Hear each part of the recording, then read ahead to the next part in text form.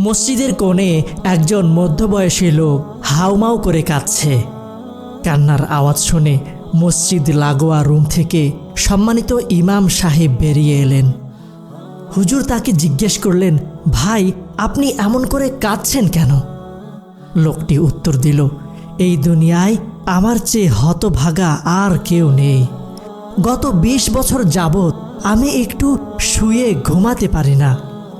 লোকটি নিজেকে সংবরণ করতে করতে বলল, মানুষের পাকস্থলীর মুখে এক ধরনের ব্লক থাকে, যার কারণে খাবার ঢুকতে পারে কিন্তু বের হতে পারে না। এমনকি উল্টো করে যদি মাথা নিচে আর পা উপরে করে ঝুলিয়ে দেওয়া হয় তবুও খাবার বেরিয়ে আসে না।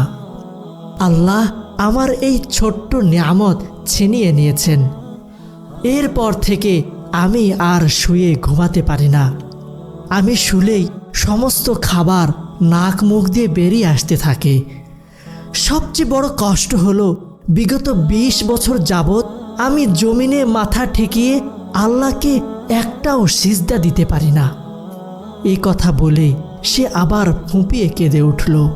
একটু ভাবুন তো, আমরা যারা চেয়ারে বসে নামাজ পড়ি, আমরা আমাদেরকে সিজদার নিয়ামত থেকে বঞ্চিত রাখছি না তো? এমন কিছু নয় তো মহাপরাক্রমশালী আল্লাহ কোনো কারণে অসন্তুষ্ট হয়েছেন, যার কারণে তিনি আপনার সিজদা গ্রহণ করতে চান না? তাই এক আল্লাহর বান্দা হিসেবে বেশি বেশি আল্লাহর কাছে ক্ষমা চাওয়া উচিত। সিজদা সহকারে মৃত্যু পর্যন্ত নামাজ পড়ার তৌফিক চাওয়া উচিত। চেয়ার ছেড়ে রুকু সিজদা করে নামাজ পড়ার সিদ্ধান্ত নেওয়া উচিত।